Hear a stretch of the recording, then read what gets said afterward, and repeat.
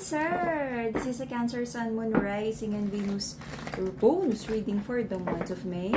For your personal reading, kindly send me a direct message. Kamusta mga Cancerians? Kamusta ang puso?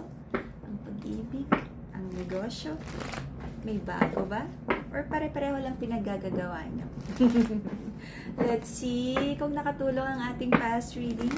Gemini, Sun, Moon, Rising, and Venus. Bonus reading for the month of May. Let's see.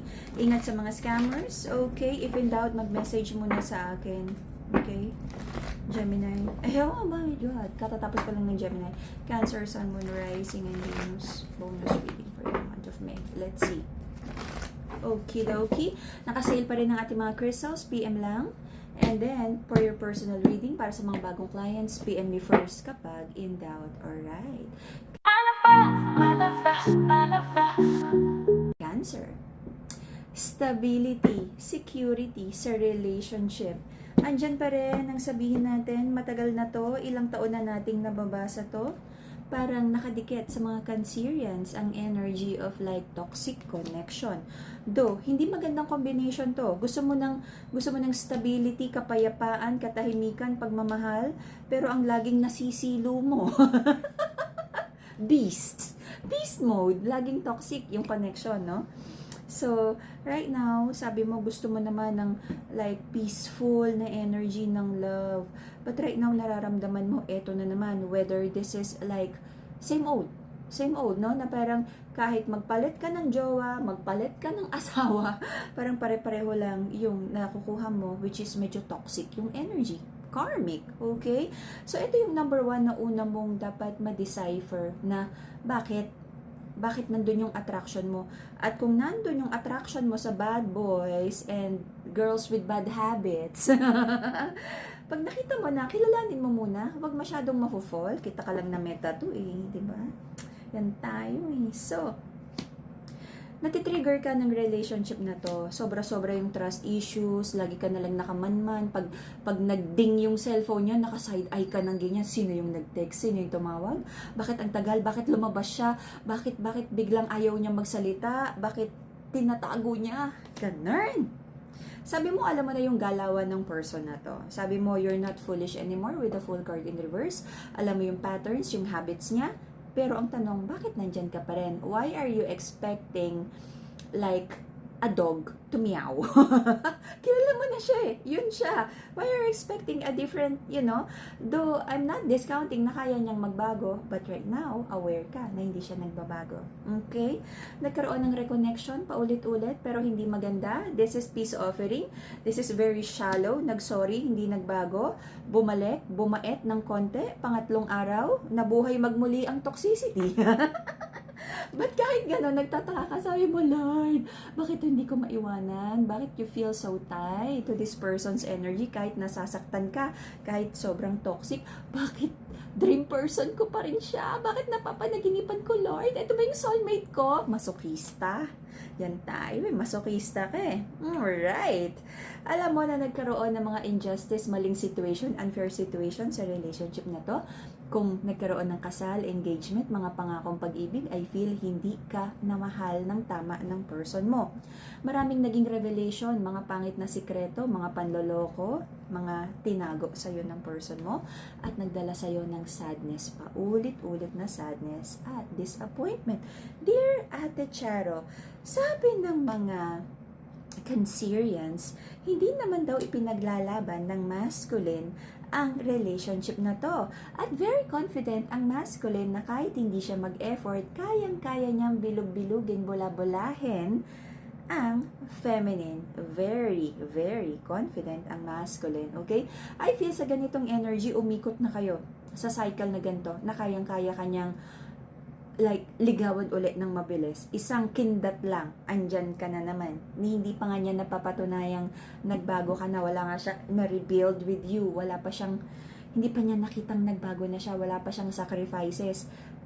Dinalan ka lang ng halo-halo, kinilig ka na, napatawad mo na. Okay? The masculine, meron siyang distorted view about love. positive transformation in reverse. Lagi na lang may duda ang feminine sa connection na to kung may itinatago ba laging kausap or paghanga or nilalande ang masculine na to. Aside from her, maraming non-negotiables na nangyari sa relationship na to, pero sabi ng feminine, quiet lang siya. Okay? Quiet lang daw. Pinagmamasdan niya kung anong ginagawa ng masculine. Kung may batang involved, I feel isa yon sa major considerations kung bakit hindi maiwanan ng feminine yung masculine. Nagtatansya kung kaya ba talaga niyang tapusin ang relationship, especially kung may involved na bata or kasal. Okay? Pero napakahirap nito, lalo na no, yung mga nagsasama, kasi araw-araw mong nakikita and hindi yan, okay para sa mental health mo. Cancer. Paulit-ulit na betrayal, backstabbing energy, false promises, maraming sinabi, maraming pinangako, hindi naman binigay. Pero sabi ng mga Cancerians, kapit lang, baka naman mga 2,000 chances daw ibigay na yung pangako. Okay? Good luck with your bets. So, sabi ng mga Cancerians, gusto niya ng harmony sa relationship na to, lahat daw gagawin para magkasundo. Okay? Just make sure kapag nilalaban mo yung relationship at finifix mo to, hindi sinisira ng partner mo ang lahat ng finifix mo. Kasi ano mangyayari? Finifix mo, inaayos mo, tapos uulit na naman. Tapos ikaw yung taga-clean up ng mess. Ano mangyayari? Okay? Sabi ng feminine sa connection na to, may future ba? May long term ba dito? Sabi din ng masculine, nagdadalawang isip yung masculine kung long term ba daw talaga si feminine. Like, wifey material ba daw to? Tama ba daw na doon mag-invest si masculine? Kasi sa totoo lang, there's someone here na hindi pa tapos na magliwaliw, mag-entertain ng ibang energy. For some of you, may mga addictions, sobrang alak, sobrang bisyo, sobrang sugal, pambababae, kung ano man yung mga hindi maiwanan na bad habits. Okay? Neglect sa relationship. Sabi ng mga Cancerians, very dominant, very controlling, very manipulative ang masculine sa situation na to. Lalo na kung ang lalaki, unevolved Cancerians, napaka-manipulative. Pero sabi ng mga Cancerians, gagawin ang lahat ng alam na tama para sa relationship na to. Sabi ng persons ng mga Cancerian, kailangan nang mag-decide. Totoo naman daw yung love, pero hindi ready mag-build long term. Kasi hindi pa tapos maglaro sa field. Okay? So, may mga fear and doubt kung bibigyan pa ba ng halaga itong relationship na to. Natatakot din yung other person na fully committed here kasi baka masayang lang yung pagpapahalaga, pagmamahal na binibigay niya sa connection na to.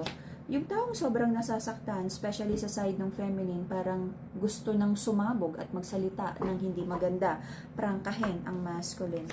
Until the end of August, I feel magkakaroon na naman ng apology, reconnection, reconciliation, pag-uusap, balikan. Hopefully, maayos na. But, ang pagbabalikan, ang reconnection na to ay may dalang confusion. Okay? To balance your heart chakra, Madagascar rose quartz. Okay? Mental clarity, the amethyst crystal. Ito yung rose quartz natin. Okay?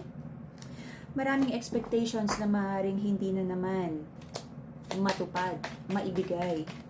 Broken promises again. Nangangamoy, broken promises, nangangamoy away, nangangamoy sleepless nights. Okay? Mental clarity for you to decide better. Amethyst. Okay? If you're manifesting abundance, Brazilian citrine. Okay? And it's also the happy crystal. Okay? Meron din tayong evil eye bracelet. Okay? May hamsa nakasama.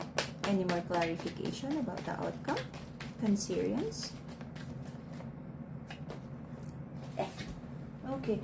If you're expecting justice, magkaroon ng fairness sa situation, mukhang malabo pa to sa sabaw ng kanal. Sabaw ng kanal?